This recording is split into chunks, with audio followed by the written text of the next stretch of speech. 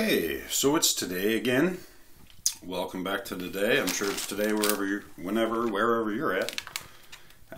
Today got a little parcel in the mail here from, which you can probably see there, it's from Tyke Cycle Shop.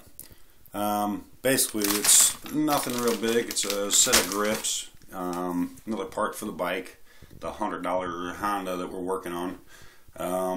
Basically, I've done some other stuff to the bike. Got most of it all finished. You know, we got it running and everything. It just won't stay running. So, and it has a problem starting on its own unless you put a little gas in the cylinder, then it'll fire up. Sometimes it would run. Sometimes it wouldn't stay running.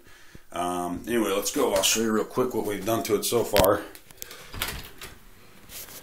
And you can see it's a beautiful summer day here in the UP again, of course, which, I guess I can't complain too much. It's not hotter than hell out here.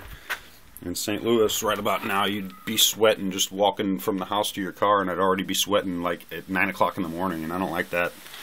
Anyway, so we did put new wheel bearings in. I got new wheel bearings in the back there. It still needs a tire on it. So I got plastic bag and stuff on it because it's sitting out here. It might get a little sideways rain over here. So other than that, it's got the new clutch cable onto it, and I also got a new clutch lever because the other one was broke so short you couldn't even really pull it with more than one finger. Got a kill switch on there, which I didn't have before, and cleaned it up real good. It was super filthy before. Whoever had it before didn't really take care of it. They just rode the piss out of it apparently. But anyway, other than that, you can probably tell it's got a new cylinder on there, just because obviously it looks newer. So it's got new cylinder, new piston rings. Can't remember what else. I didn't do a whole lot in there. I mean, really, the piston itself was still good, and then just kind of cleaned things up. I guess that cover looks kind of new, but it's not. I just cleaned it. Other than that, I can't really remember. Seems like I'm forgetting something, but anyway, basically now we're just having a situation with the carburetor, like I said, and it acts like the idle needle or the idle jet is clogged. So I'll take it apart and clean it, and it might even look kind of like there's something in there, and so I'll get it cleaned out and put it back together, and basically it doesn't do dick. So I've had it apart probably 5 times, just making sure and cleaning out, maybe I didn't do it right the first time and I should have cleaned out everything a little better. But I mean, at this point, the second time I did. So I mean, at this point I've drained the fuel tank on it, filtered it through a freaking coffee filter, put it back in, and made sure the tank was cleaned out. I mean, nothing really came out of it except like 2 little bitty black specks. So I don't think that's a problem. It's getting plenty of fuel anyway, and I don't really think there's anything that's coming out of the fuel tank that's clogging the thing up. So yesterday I took it apart and took the air needle out, the mixture screw or whatnot, and basically that seems to be the situation. So you can see here, if I can get a good shot of it, this little guy here, that's the O-ring that I pulled out of the little mixture screw there. And the other part of it, I think I blew out. I don't have any compressed air, so I just gave it a good blow through the air screw there. And I think the other little piece came out of the like the orifice or the area where the idle jet would be. So I tried to use a different piece of like rubber that I cut off an electrical connector and tried to make it about the same size because it was about the same diameter. But I don't think that's going to work. I got that in there now, and it's still basically the same situation. So anyway, probably going to get a rebuild kit for it, but as much as rebuild kits are, I might just get a different carburetor for it. I'm not sure yet. So anyway, let's just open this up and see what it is. Like I said, I already know what it is, but might as well do this, and you can have a look while we're at it. If I can do it with one hand, I probably should have maybe opened this part first.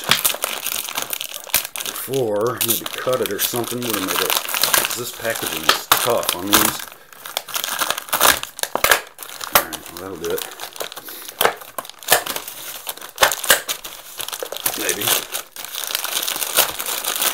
Alright, so basically these are just some Scott grips, because that's the other thing. Those other grips are wasted. These are like hurricane grips or something, I thought it said.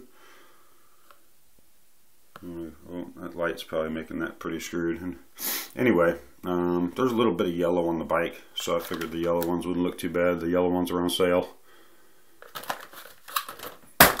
So they got here pretty quick.